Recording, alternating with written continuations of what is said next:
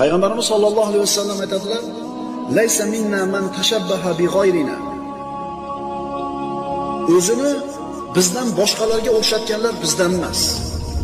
O'zini bizdan boshqaga o'xshatganlar bizdan emas. Wala tashabahu bil yahud wala bin nasara. Yahudi va nasroniylarga o'xshamaydi.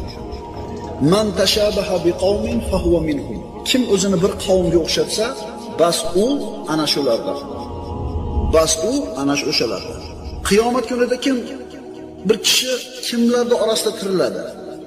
Kimlarni yaxshi ko'rgan bo'lsa, kimlarga o'xshashni xohlagan bo'lsa, qiyomatda ana shularning orasida tiriladi.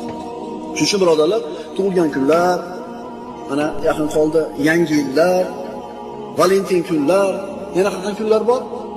Musulmonlarga yarashmaydi bu narsa. Diqqat qiling, musulmonlarga yarashmaydi, qolganda qilaversin. Nimasi yomon?